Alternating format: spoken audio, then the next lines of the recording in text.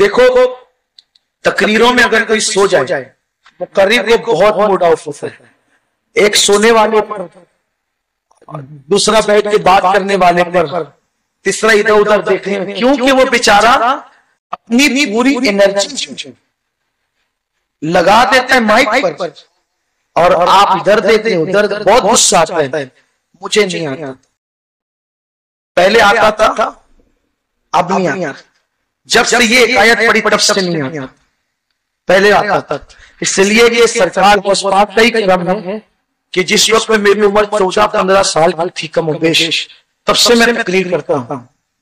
تو کبھی کبھی ایسا ہوتا تھا تو غصہ آتا تھا کہ ہم بول رہے لوگ سن نہیں رہے. لیکن جب میں نے پڑھا کہ غوث پاک کی تقریر میں لوگ سو جاتے تھے تو سوچا کہ اپنی تقریر میں سوئے تو پھر کیا بات ہے، کوئی مسئلہ تھوڑی ہے. ہمیں کون سے بڑے لوگ ہیں، اپنی حیثیت کیا ہے. اللہ ان کے گھر کے کتوں میں شمار کرنے تو اپنی معراج ہو جائے، اپنے مقدر کے معراج ہو جائے. تو اس لیے ان کا بن جانا بہت بڑی بات ہے. ان کے جو غلام ہو گئے، وقت کے امام ہو گئے. تقریر چالو تھی اور شیخ علی اتنی سو گئے. اب سو گئے تو ہوا یہ کہ میرے غوث نے تقریر بند کر دی، خطاب ہی بند کر دی، اور جا کے ان کے سامنے 10 بس پر کھڑے ہوئے. اب غوث پاک کسی مرید اور خلیفہ کے سامنے ہاتھ باندھ کے کھڑے ہو جائے کیا حال ہوگا. لیکن وہ سو رہے تھے، اپنی دھن میں تھے، سو رہے تھے. نیند بھی عجیب ہوتی ہے، اس پہ کوئی کنٹرول ہی نہیں ہوتا ہے. آدمی سو جاتا ہے، ٹھیک سو گیا تو سو گیا. ہمارے یہاں سو جائے تو وہ کھو جاتا ہے، جملے چھوٹ جاتے ہیں. وہاں سونے میں کیا ہوتا ہے، سبحان اللہ. غوث پاک ہے، خدا کی قسم، واہ کیا مرتبہ اے غوث ہے، بالا تیرا اونچے اونچوں کے سروں سے قدم. جب سو گئے تو ہاتھ باندھ کے کھڑے ہیں غوث پاک. لوگ حیران ہیں کیا ہوا. پوری مجلس پر سناٹا تھا، خاموشی چھائی ہوئی، ایک دم سناٹا تھا. پھر اس کے بعد یہ اٹھے، منبر پر آئے اور پھر خطاب شروع کیا. جب خطاب ختم ہوا لوگوں نے آج تو عجیب ہو گیا، کیا ہو گیا. آپ کھڑے ہو گئے علی ابن ہیتی کے سامنے، مجھ سے کیوں پوچھتے ہو، عجیب ہو گیا. علی ابن ہیتی سے پوچھو کیا ہوا. جب اس سے پوچھا کیا ہوا، کہنے لگے جب میری آنکھ بند ہوئی تو میں نے دیکھا کہ جب غوث پاک خطاب کر رہے تھے تو حضور بھی تشریف لائے تھے، مولا علی بھی آئے تھے، اور آتے کہتے تھے کہ علی دیکھو اپنا بیٹا کیسے خطاب کرتا ہے. یہ کہا حضور نے. تو پھر اس کے بعد غوث پاک مسکرا کے کہتے تھے علی ابن ہیتی سوتے دیکھ رہا تھا اور ہم جاجتے دیکھ رہے ہیں. یہ شان میرے غوث کی. اور اختتام اس لیے ہوتا ہے کہ یہ ساری جو چیزیں ملتی ہے یہ تو ان کا حصہ تھا جو ان کو ملا، لیکن ان کے صدقے کسی کو بھی مل سکتا ہے، وہ تو نہیں، اس کا کچھ صدقہ، اس کی ضرورت کیا ہے. دیکھو بس اپنے مبلغین کو خاص طور پہ اور آپ سب کے لیے عام طور پہ. ایک دن غوث پاک کے صاحبزادے جب غوث پاک تقریر کے لیے جا رہے تھے کہنے لگے ابا جان بابا آج ہم بھی تقریر کریں گے، آج ہم بھی خطاب کریں گے. غوث پاک نے کہا شوق کرو، اچھی بات ہے، کرو، ہم بھی کریں گے. ٹھیک ہے کرو. ایسا ہوتا ہے نا، بچے سوچتے ہیں کہ کوئی نعت پڑھے تو ہم بھی کریں، کوئی تقریر کرے تو ہم بھی کریں. اچھی بات، ٹھیک ہے کرو. اب یہ کرنے کے لیے منبر پر بیٹھے تھے، یہ دلیل خوب دلیلیں دی، کسی نے کچھ نہیں کہا. سب بیٹھے اپنے اپنے میں ہاں سن رہے ہیں. اچھا کیوں؟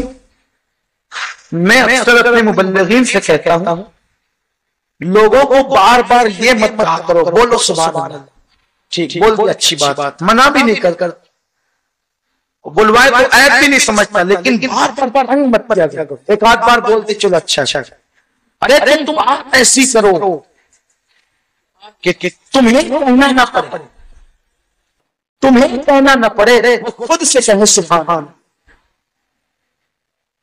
اس منزل پر پہنچو. اقبال بڑا اپدیشک ہے، من باتوں میں موہ لیتا ہے، گفتار کا غازی بن تو گیا، کردار کا غازی بن نہ سکتا. بلواؤ، منع نہیں کر، میں مخالف نہیں ہوں، لیکن اپنے آپ میں وہ صلاحیت مانگو. کہہ دو تو پھر کہہ دو، لیکن وہ منزل ملتی کب ہے. تو شیخ غوث پاک کے شہزادے کہہ رہے ہیں، لوگ جو ہیں سن رہے ہیں، کچھ بھی کسی نے نہیں کہا. انہوں نے تقریر ختم کی کیونکہ ذہن میں بات تھی جیسے ابا کے لیے کپڑے پھٹتے ہیں، بے ہوشی ہوتی ہے، چیخ پکار ہو جاتی ہے، اپنے لیے بھی ہوگی لیکن مجمع مس ان کی بات نہیں ہے، وہ بات ادھر سے ہے۔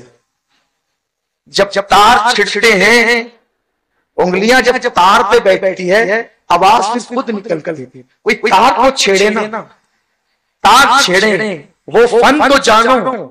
اللہ کاش سب سے پہلے مجھ فقیر قادری پر یہ بات واقع کر دے، اللہ تعالیٰ ہمارے لیے آسان کر دے۔ ہم بھی اسی رات کے متلاشی ہیں، ان کے کفے پاک کو ڈھونڈ رہے ہیں، کاش کہ وہ خیرات مل جائے۔ تو جب انہوں نے تقریر ختم کر دی، ختم ہو گئی، اب غوث پاک بیٹھے۔ آج چونکہ وقت تو انہوں نے لے لیا تھا، غوث پاک کو بڑی تقریر کرنی نہیں تھی، آپ بیٹھے اور بیٹھ کر کے کہا، یارو ایک شیشہ ہے، شیشہ سمجھتے ہیں؟ شیشہ سمجھتے ہیں؟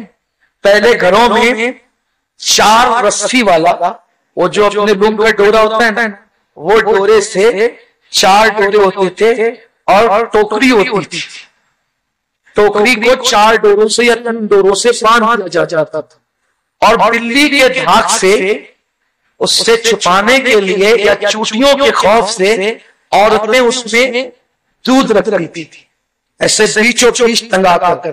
جھوپڑے تھے جب مالیگاؤں میں، اکثر چھوٹے چھوٹے مکانات تھے، تو فریج کا اتنا دور نہیں تھا، جس وقت ہم لوگ بہت کم عمر تھے، جو بچے انہوں نے تو شاید نہیں دیکھا ہوگا، اس لیے میں تشریح کر رہا ہوں۔ چھیکا کسے کہتے ہیں؟ وہ چھیکا ہوتا تھا، کبھی کبھی برتن میں سوراخ کر کے اس کو باندھا جاتا تھا، وہاں دودھ رکھتے، اور کبھی کبھی مائیں بچوں کے خوف سے رکھتی تھی دودھ، بچے آ کر کے نہ پی جائے یا گرا نہ جائے۔ اس زمانے کا وہ سمجھ لو فریج کا قائم مقام تھا کہ وہاں محفوظ رہتا تھا۔ تو غوث پاک کہتے ہیں کہ چھیکا، اس زمانے سے نہ چھیکی، اور بلکہ دور رسالت میں بھی اس کا ثبوت ملتا ہے چھیکے کا، بہت سی روایتیں ہیں اس پر، کبھی وہ بھی ایک الگ عنوان انشاءاللہ۔ تو غوث پاک کہتے ہیں ایک چھیکا ہے، چھیکے کے اندر دودھ رکھا ہوا ہے، بلی دودھ سونگتے ہوئے آئی، کیونکہ بلی کو اس کی جو ناک ہے وہ بڑی مضبوط ہے، وہ سونگ لیتی ہے، سونگ کر آتی ہے، تو بلی دودھ سونگ کر کے آئی، اس نے دیکھا اور وہ شیشے پہ جھپکی، جب شیشے پہ جھپکی دودھ کے لیے تو شیشہ ٹوٹا، دودھ بھی گرا، شیشہ بھی گرا اور بلی بھی گری۔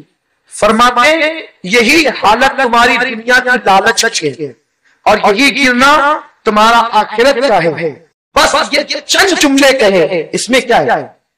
اس ایک دم سادہ سے جملے، بس شیشہ، بلی، دودھ، دنیا اور آخرت، اور یہ تمہاری دنیا اور آخرت کی مثال ہے۔ لوگ اٹھ کے کھڑے ہو گئے، چیخنے لگے، لوگ گر کر مرنے لگے، بے ہوش ہونے لگے، کپڑے پھٹنے لگے، محفل ختم ہوئی، والد کے ساتھ غوث پاک کے ساتھ ان کے صاحبزادے جانے لگے، راستے میں کہتے ابا، بلی، چھیکا، دودھ، دنیا، آخرت، کیا بات، کتنے سادے جملے، ہم نے تو دلیل کے انبار لگائے، کسی نے سبحان اللہ تک نہ کہا۔ چھیکا، بلی، دودھ، دنیا اور آخرت، 5 جملے کہا، پوری محفل میں ایک ہنگامہ مچ گیا۔ کہا بیٹا یہ منزل تمہیں بھی ملے گی، تم تقریر کرتے ہو نا دنیا سے داد لینے کے لیے، ہم تقریر کرتے ہیں نا یار کو منانے کے لیے، یہ فرق